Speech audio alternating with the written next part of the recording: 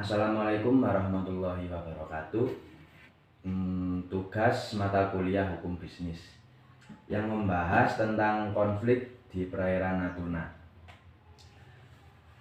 Hingga saat ini, Tiongkok masih mengklaim zona ekonomi eksklusif Indonesia di perairan Natuna sebagai wilayah nelayan tradisional mereka.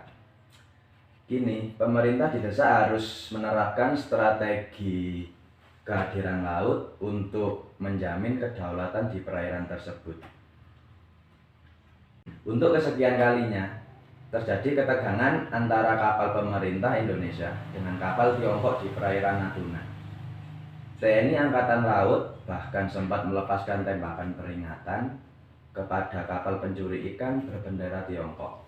Dalam proses penangkapan dan pengamanan tersebut, TNI Angkatan Laut sempat diprovokasi kapal penjaga pantai Tiongkok yang berupaya membebaskan kapal nelayan tersebut.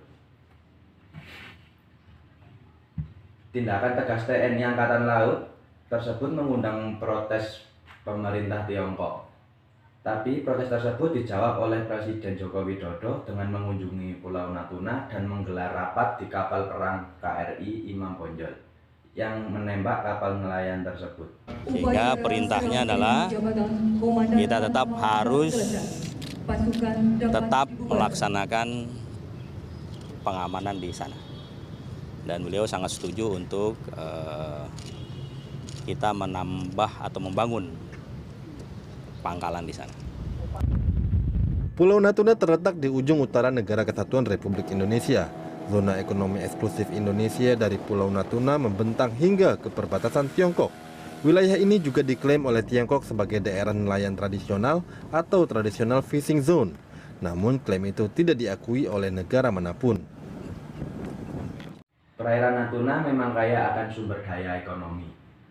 Di Natuna terdapat setidaknya 16 blok migas, 5 diantaranya sudah berproduksi dan 11 lainnya dalam tahap eksplorasi. Sementara potensi perikanan Natuna mencapai lebih dari 0,5 juta ton per tahun atau sekitar 21% dari seluruh total tangkapan di perairan Indonesia. Tidak mengherankan jika Tiongkok mengincar perairan Natuna dengan mengerahkan kapal-kapal nelayan yang didampingi kapal penjaga pantai. Hal ini menjadi strategi laut Tiongkok yang yaitu kehadiran di lautan. Dengan begitu nantinya bisa untuk menguatkan klaim mereka. Strategi yang sama seharusnya diterapkan negara Indonesia. Mengirimkan kapal-kapal perang saja tidak cukup, perlu mengirimkan kapal-kapal nelayan juga untuk kehadiran penuh selama 24 jam setiap hari. Kunjungan Presiden Joko Widodo ke wilayah perairan Natuna memang untuk menegaskan bahwa kedaulatan Indonesia di perairan Natuna tidak dapat ditawar lagi.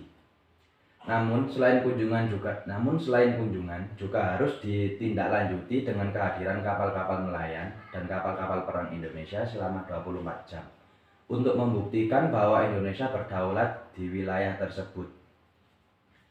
Sekian berita yang saya sampaikan. Dimas Bagus, Manajemen B.